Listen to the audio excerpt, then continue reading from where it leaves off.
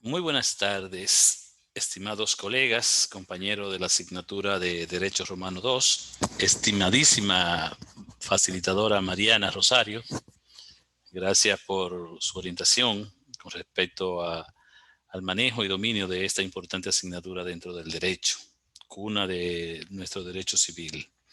En el día de hoy nosotros estaremos conversando en relación a un tema bien interesante, es el tema de la septilación, la herencia, el legado y otros temas más relacionados ya a partir de lo que hemos visto durante el transcurso de la primera asignatura y los contenidos de esta asignatura de Derecho Romano 2, la cual se inició con el tema de las obligaciones como elemento fundamental del derecho civil, asimismo como con el tema de los contratos y todo lo relacionado a ese tema y lo que liga las obligaciones con otros elementos adyacentes dentro de ese tema que hemos venido hoy desarrollando paso a paso durante las clases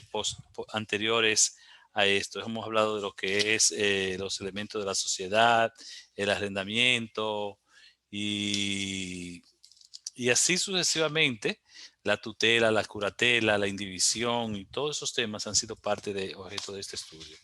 Ya a partir de esta clase que nos corresponde, estaremos mirando, como le había comentado, lo que es la septilación, la compensación y otros elementos relacionados con esta temática.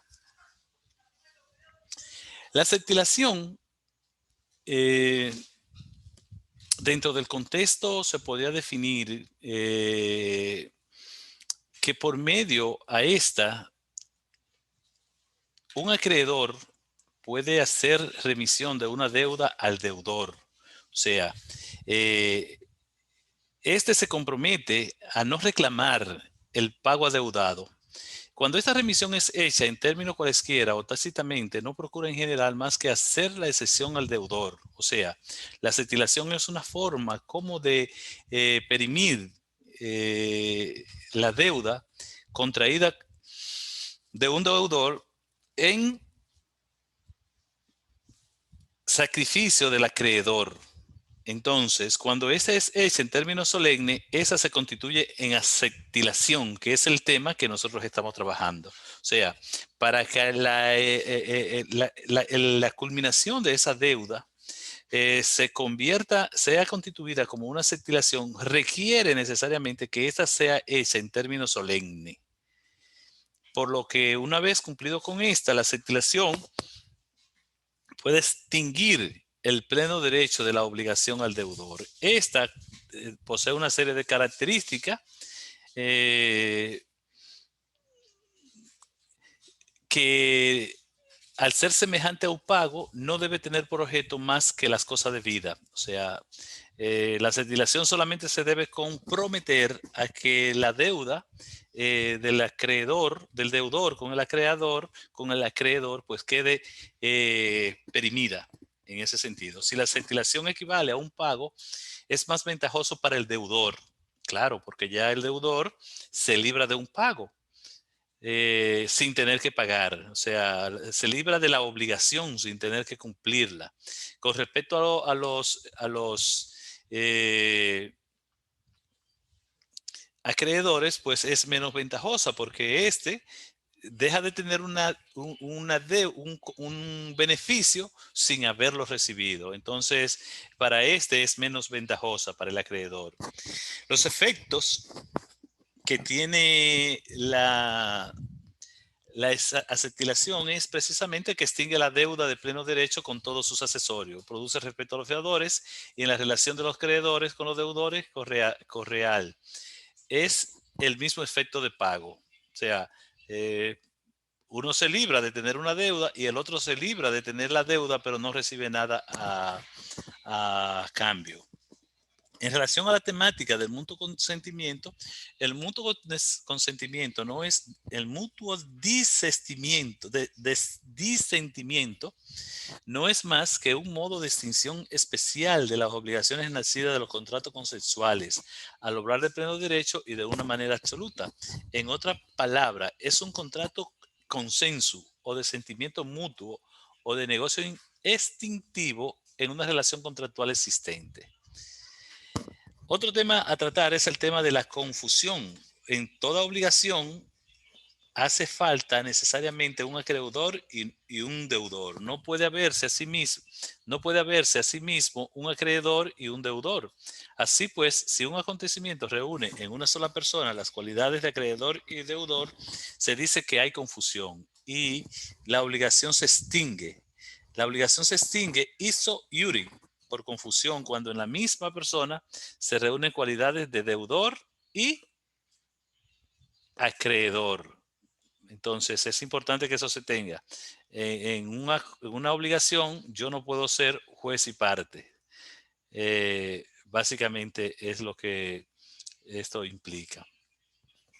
En cuanto a la pérdida de las cosas de vida, en principio una obligación no puede existir sin objeto.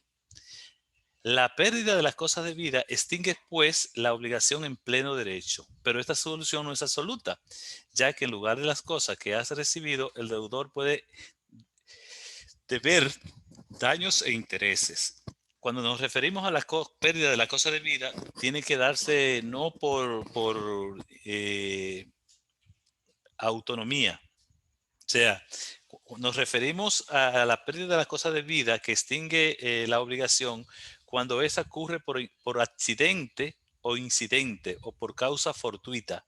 Nos referimos, por ejemplo, hay una obligación con un local y de repente el local es destruido por un terremoto o por una cosa así, pues en ese sentido, pues hay una causa, una pérdida de la causa de vida que puede dar como resultado la extinción de la obligación. Causa que dan excepción al deudor. El pacto de remisión, hay un pacto de remisión cuando el acreedor hace remisión de las obligaciones al deudor sin emplear forma solemne, que era contrario a la certilación cuando la veíamos anteriormente. En este caso solo basta un simple acuerdo. Poco importa que el mismo sea oralmente o por carta. Otro tema importante que tenemos que saber relacionado a este mismo concepto de la extinción de la obligación es el que tiene que ver con la compensación. La compensación es un fenómeno por el cual dos personas son deudores y acreedores recíprocamente. El crédito más pequeño se extingue y el más grande hasta concurrencia con el pequeño. Se llama compensación porque la ley presume que hay dos personas que son a la vez deudores y acreedores. La compensación presume la exigibilidad de la obligación por la demanda, también la presume. En ese sentido han existido dentro del derecho antiguo, los derechos justinianos, elementos que atañen a la compensación y que se aceptan dentro de tres casos, que son la compensación arguntarius de sudio untuborurum y la compensación por las acciones de buena fe, las cuales fueron reformadas más adelante por la reforma de Marcos Aurelio. En cuanto a las las obligaciones naturales son aquellas cuyo cumplimiento es voluntario, ya que en su cumplimiento no existe sanción ni acción por reclamar el cumplimiento forzoso. Si las obligaciones naturales no son de acción, no dan acción al acreedor, producen sin embargo ciertos efectos. Los efectos que las obligaciones naturales producen pueden ser objeto de un pago válido, pueden ser acreedor natural perseguido por el pago de una deuda civil, la obligación natural puede ser objeto de una innovación o de un pacto constituto, en fin, puede servir de base a un derecho accesorio. Tiene sus fuentes que la facultan y está en la inobservancia de las formas exigibles por el derecho civil, de la identidad de las personas, la incapacidad del deudor, y así sucesivamente. Las obligaciones naturales sobreviven a la obligación civil cuando, por medio de lo que es el capiti dominitu, la liti contastio, la sentencia de solución y el principio de los 30 años. De los modos de adquirir la per universitatem. La adquisición per universitatem es la que tiene por objeto un patrimonio todo entero o en cuota parte de un patrimonio. Existen diferentes maneras de esta poder ser adquirida. Dentro de ella está la sucesión, la transmisión de una herencia por in iuris cessio, lo bonus rum aditio, con objeto de salvar las manumisiones, la adquisición del patrimonio, efecto de la posteridad paterna, el bururum bendito o burundum socio y el confiscación. En cuanto a la adquisición de la sucesión, el patrimonio comprende dos partes. Los bienes es el activo y la deuda es el pasivo. En ese sentido, cuando se adquiere una adquisición, se adquiere con ambas partes, tanto el activo como el pasivo. La adquisición de la sucesión es una etapa que cierra la sucesión. En ella se representa lo que es el interés del difunto, el interés de los acreedores y los intereses religiosos. Me refiero un poco al interés de los acreedores. Eso adquieren en la persona del heredero un nuevo deudor quien debe comprometerse a pagar la parte pasiva de la misma. Dentro de ella existen dos grandes partes que comprenden el estudio de la adquisición por sucesión. Está la sucesión testamentaria, la intestato y la sucesión testamentaria. Está repetida.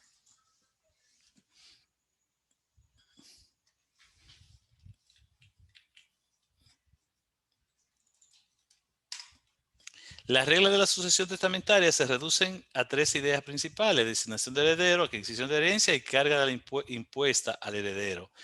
De la forma testamentos, el heredero es designado por un acto llamado testamento, al cual Upiano definió de la manera siguiente: es la manifestación legítima de la voluntad solemne hecha por el para ser válida después de su muerte.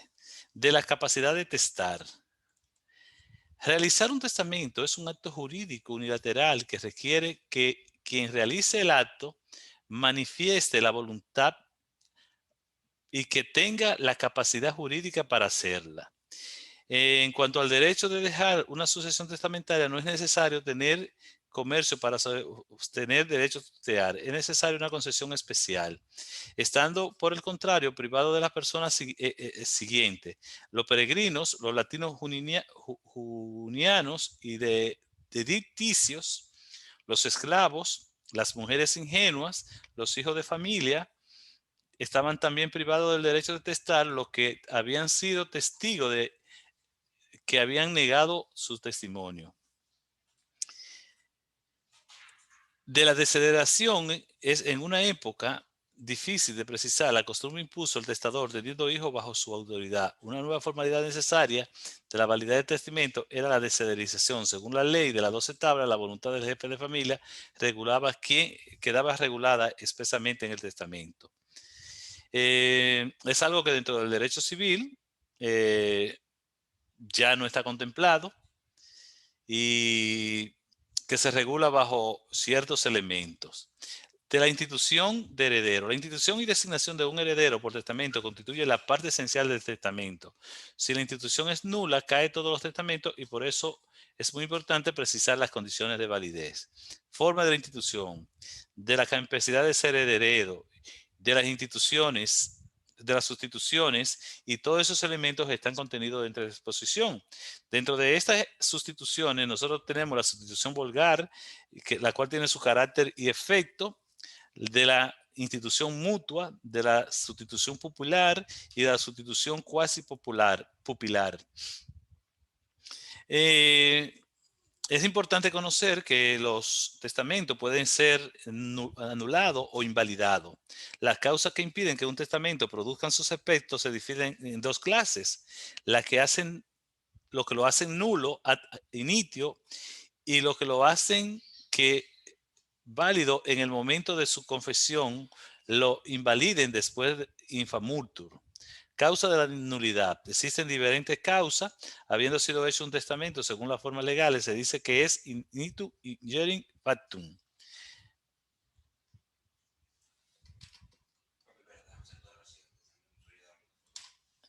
El testador no tenía el derecho de testar en el mismo modo que teniendo derecho. El instituido no tenía testinum factio en el momento de la confesión de testar.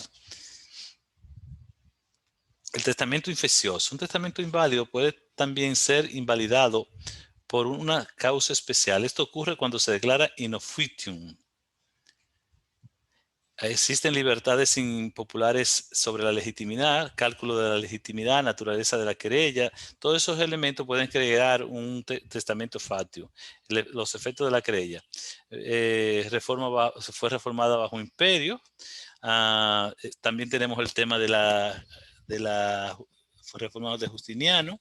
Igual la adquisición de la herencia. La herencia se adquiere, es un punto de vista de la requisición de la sucesión. Los herederos se dividen en dos clases: herederos necesarios y los herederos voluntarios.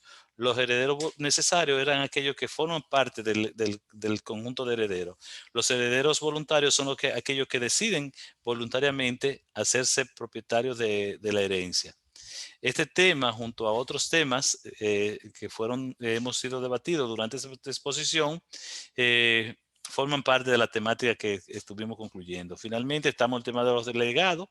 Las instituciones de Justiniano definían de esta manera los legados. Es una especie de donación dejada por un difunto, una liberalidad, así es, legatorio, tales como un efecto de las ideas dominantes. El legado, en su origen de objetivo, consistía de realizar atribuciones del caudal hereditario a título particular. Y así sucesivamente, esto fue modificándose y de diferentes maneras, con teorías, esto tenía su objeto y así sucesivamente. Todos esos temas están presentados durante el tema siguiente hasta concluir con el tema de los fideicomisos, el cual es un acto jurídico mediante el cual una o varias personas entregan sus bienes o derechos a una fiduciaria. Estos bienes y derechos son los mismos bienes y derechos que pudieron ser heredados o legados por un particular. Y la fiduciaria puede crear un patrimonio separado que será administrado por esa entidad para beneficiar a otra persona a la que se le entrega dicho bien. Entonces, están los elementos de los fideicomisos de herencia, los fideicomisos particulares y finalmente de los coditios, de la sucesión, de la apertura de adquisición, y con eso se concluye lo que es ese trabajo. Así que espero que el mismo tema sea de interés y que puedan ser aprovechados de la mejor manera.